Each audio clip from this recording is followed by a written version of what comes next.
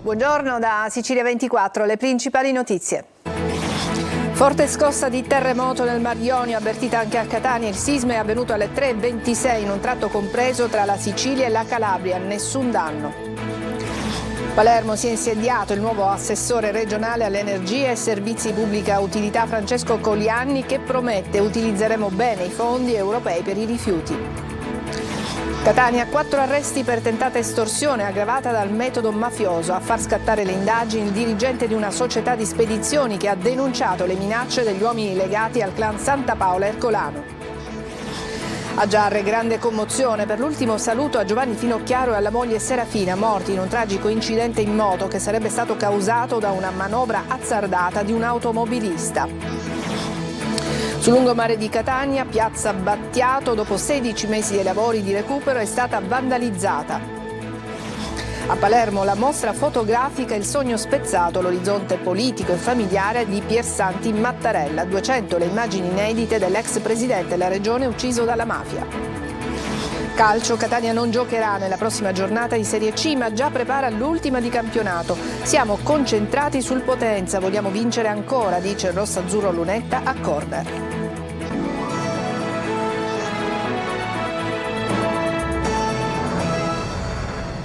Bentrovati. Una forte scossa di terremoto ha agitato la notte della Sicilia orientale, epicentro in mare a 89 km da Siracusa alle 3:26. Il sisma è stato avvertito anche a Catania. L'INGV rassicura e dice: è stato un evento profondo e singolo, nessun danno. Tonino De Mano. Ore 3:27, una scossa di terremoto sveglia buona parte della popolazione di ben 4 province: Catania, Siracusa, Messina e Reggio Calabria. Il sisma di magnitudo 4.8 della scala Richter è stato localizzato a largo della costa ionica ad una profondità di 48 km con epicentro a 89 km da Siracusa. L'onda sismica ha raggiunto la Sicilia orientale e parte della Calabria, subito esclusa l'ipotesi tsunami. Tuttavia, a parte l'avvertibilità piuttosto marcata, non si aspettano né solitamente si verificano effetti degni di nota, di danneggiamento. Generalmente questo tipo di sismicità di natura profonda è caratterizzato da eventi sismici singoli, a differenza di quelli superficiali, come per esempio li conosciamo bene all'Etna, che solitamente sono organizzati in sciami o sequenze sismiche. Diverse le chiamate ai vigili del fuoco, anche se non si segnalano danni a persone o cose. Il sindaco di Aci Sant'Antonio, Quintino Rocca, ha comunque annunciato la chiusura degli istituti scolastici per verificare danni strutturali. Da un primo giro sembra non ci siano stati danni, ha detto Rocca, per i ragazzi una vacanza anticipata, ma la decisione è dettata dalla prudenza, visto che in centro ci sono 2 cantieri con attrezzature e scavi importanti. Il sisma di questa notte è stato anticipato da 2 scosse di lieve entità con magnitudo 2.1 registrate ieri tra Fleri e Zafferana. Anche in questi casi nessuna conseguenza. Ha giurato all'Ars e si è insediato il nuovo assessore regionale all'energia e servizi di pubblica utilità Francesco Colianni. Le sue prime parole mostrano coscienza delle sfide che lo attendono, ma promette di utilizzare bene i fondi europei per migliorare la situazione dei rifiuti in Sicilia. Manlio Viola. Tutto pronto in Sicilia per la nascita di 2 termovalorizzatori e ormai imminente la pubblicazione dei bandi predisposti da Invitalia. Il presidente della regione lo conferma in un videomessaggio proprio nel giorno in cui giura il nuovo assessore regionale a energia, rifiuti e servizi di pubblica utilità. Entro la fine del 2026 conto di poter posare la prima pietra, ma già oggi con questo bando la Sicilia segna l'inizio di un cambiamento epocale. Proprio i termovalorizzatori saranno una delle sfide principali per Francesco Colianni, che ha giurato in queste ore all'Ars davanti al presidente Schifani e al presidente dell'Assemblea Gaetano Galvagno. Ex vice sindaco di Enna, esponente del Movimento per l'Autonomia, raccoglie il testimone da Roberto Di Mauro, anche lui autonomista, dimessosi per passare la mano, non senza aver prima completato l'iter di alcuni bandi a valere sui fondi europei che erano in scadenza. Al neo assessore adesso toccherà correre per affrontare numerose altre scadenze che riguardano l'uso proprio di fondi europei e di PNRR, e lui ne è pienamente consapevole. Questi fondi devono certamente essere utilizzati, io cercherò in tutti i modi di metterli in campo. La Sicilia è una terra straordinaria, la Sicilia sta al centro del Mediterraneo, la Sicilia può giocare certamente un ruolo fondamentale, voglio dire, in Italia e all'interno del contesto europeo. Fra le sfide importanti, oltre ai termovalorizzatori, ci saranno anche il contrasto alla siccità, alla quale sono legati i lavori per le nuove reti idriche, i dissalatori e gli interventi di potabilizzazione. È stata sgominata una banda che produceva false buste paga per far ottenere presidi anche a chi era segnalato nella blacklist e quindi non poteva ottenerli. L'operazione della Polizia di Stato, coordinata dalla Procura di Termini Imerese, ha portato all'arresto di 5 persone ritenute responsabili del reato di associazione a delinquere finalizzata alla commissione di truffe ai danni di banche e società finanziarie. Un dipendente delle Poste è risultato appartenere all'organizzazione criminale. E il Tribunale di Messina ha ordinato la confisca e il sequestro di beni di 2 esponenti del clan mafiosi dei Batanesi e Bontempo Scavo. La Guardia di Finanza ha eseguito il provvedimento di sequestro di 5 polizze e la confisca di 2 interi compendi aziendali agricoli e 2 rapporti finanziari per un valore complessivo di circa 60.000 euro. I beni sarebbero in misura sproporzionata rispetto ai redditi dichiarati. I 2 sono stati condannati in secondo grado nel processo scaturito all'operazione Nebrodi per varie frodi comunitarie.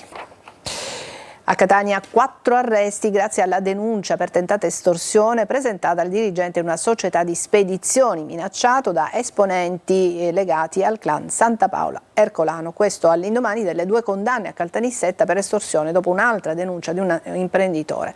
Sentiamo Simona Mazzone.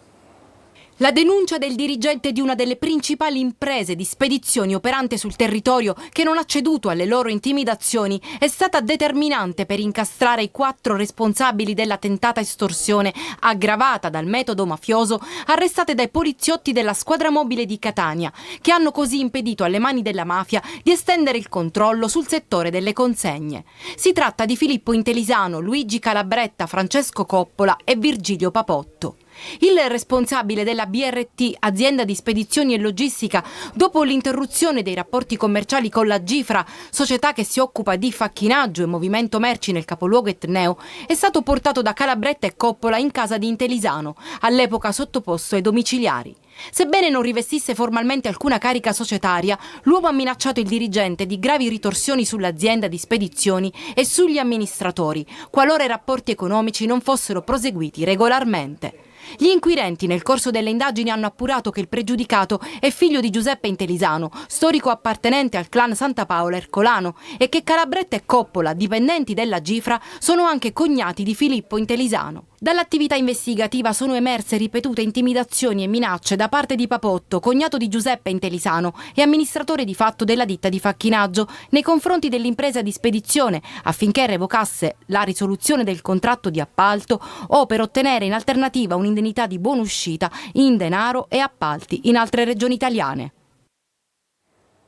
A Catania, furto nella sede dell'Associazione Vita 21, ignoti si sono introdotti nella struttura di via Verzì, nel quartiere di Picanello, rubando elettrodomestici e una trentina di colombe personalizzate che sono state realizzate dai ragazzi con sindrome di Down. Solidarietà è stata espressa dal presidente del secondo municipio di Catania, Claudio Carnazza, ma anche da tante persone che conoscono questa realtà. Lacrime e dolore a Giarre per l'ultimo saluto a Giovanni Finocchiaro, l'ortopedico, e la moglie Serafina Cantarella, farmacista. I funerali della coppia che ha perso la vita in un tragico incidente in moto causato a quanto pare da una manovra azzardata da un automobilista che andava in retromarcia in autostrada. Emanuela Corsi.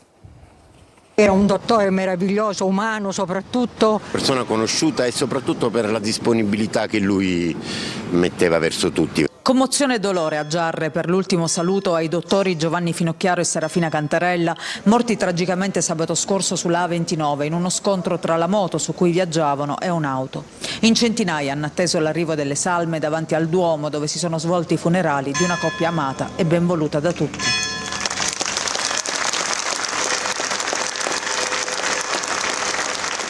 Ad attenderli anche un gruppo di amici motociclisti con i quali condividevano l'amore per la moto, passione che si è rivelata fatale. La coppia era partita per il weekend. Mentre viaggiava sulla A29 si è scontrata con un'Audi guidata da un 39enne che avrebbe percorso un tratto dell'autostrada in retromarcia nel tentativo di immettersi in uno svincolo appena superato.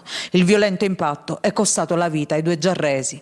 Increduli, colleghi, per questa inaspettata tragedia. Finocchiaro era un medico ortopedico molto stimato. Da anni prestava servizio presso l'ospedale di Giarre. La moglie Serafina era farmacista al Policlinico di Catania.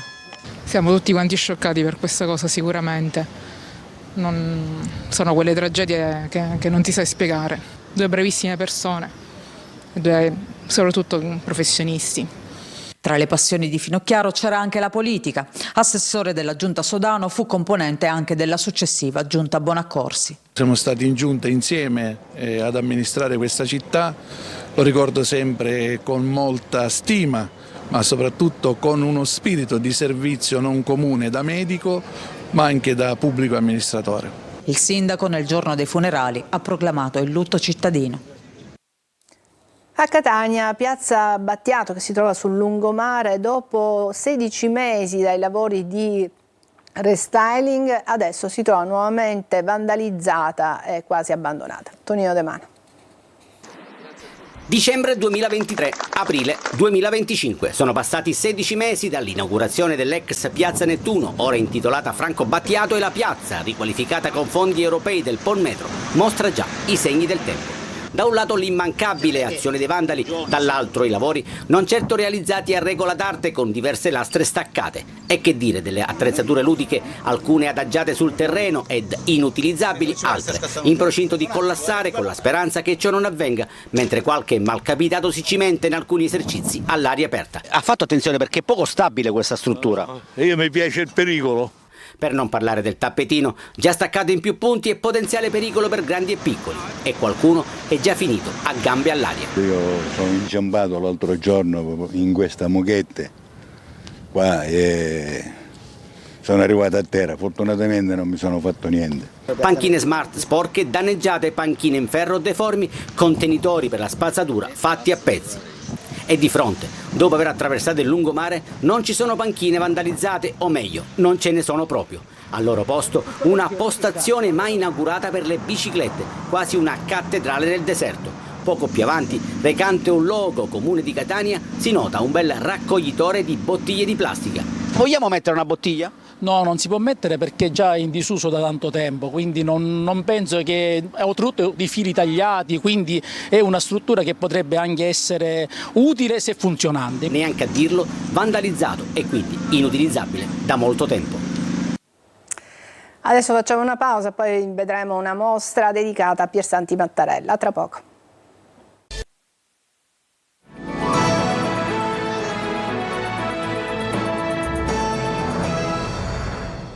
Il sogno spezzato, l'orizzonte politico e familiare di Piersanti Mattarella. E questo è il titolo della mostra fotografica allestita a Villa Zito di Palermo. 200 foto, molte delle quali sono inedite. Vediamone alcune con Marco Gullà.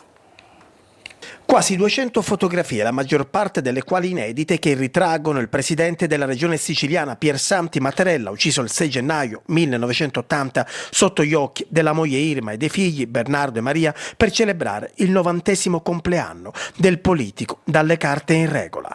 La mostra fotografica, che si intitola Il sogno spezzato, l'orizzonte politico e familiare di Piersanti Mattarella, è stata inaugurata a Villa Zito e aprirà al pubblico da domani. La mostra è curata dalla Fondazione Sicilia. Abbiamo voluto celebrare i 90 anni dalla nascita di Piersanti Mattarella, perché non abbiamo voluto ricordare la fine, ma abbiamo voluto festeggiare in qualche modo questo compleanno di 90 anni che non si è mai potuto realizzare, ma che è un anniversario di vita e non di morte. Le fotografie esposte sono state selezionate dagli album della famiglia e ripercorrono nel tempo la formazione di Mattarella, il suo ingresso in politica, la sua ascesa al vertice del governo regionale e in generale la sua brillante carriera politica. La mostra è strutturata in un percorso cronologico che parte, dai primissimi anni dell'infanzia e della formazione di Piersanti Mattarella fino ad arrivare al tragico epilogo della sua fine nel 6 gennaio del 1980. E attraverso le fotografie restituiamo al pubblico sia la dimensione politica e istituzionale di Piersanti Mattarella, che è quella più nota, ovviamente, sia la dimensione intima e familiare. L'esposizione è ad ingresso gratuito. Parliamo di musica adesso. La band catanese Sugar Free è tornata con un nuovo singolo, si intitola Togliersi di torno. Nella canzone c'è l'invito alla fuga dal circo mediatico del tutti connessi. Roberta Lunghi. È da un anno che rifletto la mia vita in mano, ma c'è qualcosa che mi turba, che mi sembra strano. Tutti collegati, ma forse tutti soli dentro un acquario. È una riflessione critica su questo tempo, il senso del nuovo singolo di Sugar Free, la band catanese, reduce dal secondo posto a Ora o Mai Più, che a ben guardare con Togliersi di torno sa di grande rilancio sulla scena del mainstream. Matteo Amantia, Peppe Lo Iacono lanciano un antidoto al circo mediatico. L'antidoto potrebbe essere quello di disconnettersi un po' dalle connessioni virtuali e tornare a vivere in maniera reale e, perché no, girare il mondo.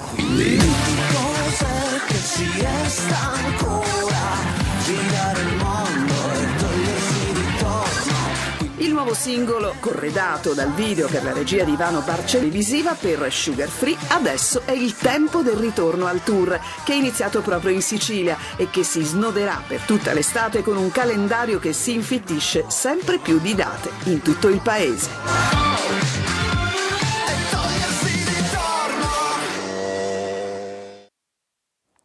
Adesso una breve pausa, poi il calcio, parleremo del Catania.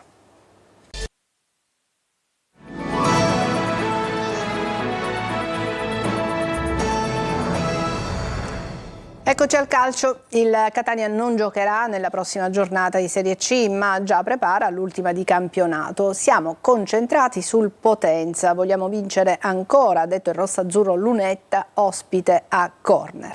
Marco Carli. È tornato definitivamente a disposizione da 7 partite e ha segnato 3 gol nelle ultime 5. Gabriel Lunetta è un protagonista assoluto di questa fase positiva di stagione rossazzurra. Della duttilità ha fatto il suo punto di forza, impiegato come esterno di sinistra, falso 9 e ultimamente soprattutto da trequartista nei due alle spalle dell'unica punta. Nella mia carriera sono sempre stato un giocatore duttile, ho girato tantissimi ruoli, quindi è anche chiaramente il mister che mi ha messo nella posizione probabilmente in questo momento che più esalta le mie caratteristiche col tipo di gioco che stiamo facendo. I rossazzurri hanno ripreso gli allenamenti per questa settimana particolare che non culminerà con la partita di campionato. L'obiettivo è il Potenza per la gara del 26 aprile. Nel frattempo ecco Guglielmotti eseguire esercizi sullo stesso campo in cui si allenano i compagni. È ulteriore tassello che manca e che può tornare presto in gruppo, sempre con la prudenza e il buon senso che hanno caratterizzato l'ultimo periodo. Nelle immagini anche la vena di alcuni protagonisti e qualche gesto di classe. Lunetta spiega ancora una volta come il gruppo si sia compattato. Siamo migliorati non tanto perché magari ci sono stati cambiamenti negli uomini, ma bensì perché col tempo si è creata una coesione giusta e un equilibrio giusto. Il Catania vola in trasferta, ma in vista dei playoff servirà una squadra capace di far bene anche al Massimino. La squadra era, quando la gente è ritornata con quel calore lì a sostenerci, ha sempre espresso un buon calcio e soprattutto un grande spirito. Noi dobbiamo pensare unicamente ad andare a Potenza e vincere. Bene, ci fermiamo qui, è tutto per questa edizione di Sicilia 24. Grazie per averci seguito, buona giornata.